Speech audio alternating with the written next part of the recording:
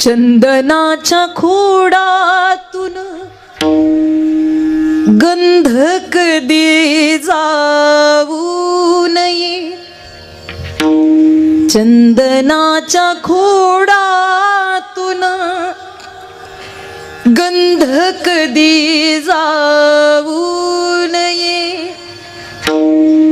बहिणीची ताटा तुट उभ्या जन्मी होऊ नये, बहिणीची ताटा तुट उभ्या जन्मी होऊ नये, लेक माहेरी वाढली फुले सासरच्या दारी, लेक निघाली सासरी, काळजाला येते पाणी काळजाच्या या गाभ्याला,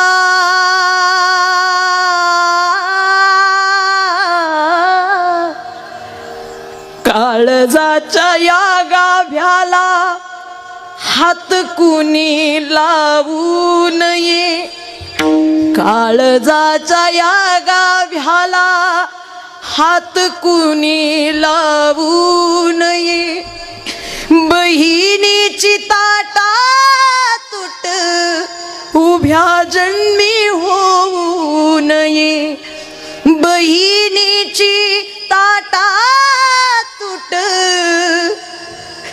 उभ्या जन्मी होऊ नये, चंदनाच्या खोडातून गंध कधी जाऊ नये, बहिणीची ताटा तुट उभ्या जन्मी होऊ नये. खरं तर रक्षाबंधन सारखा पवित्र सण आहे, पण आज कितीतरी बहिणी आणि कितीतरी भाऊ एकमेक आपल्या नात्यांपासून वेगळे झालेले आहेत, फक्त जमिनीच्या तुकड्यापायी. अरे जमिनीच्या तुकड्यापायी, 4 पैशापायी रक्ताची नाती सुद्धा माणसानं तोडली.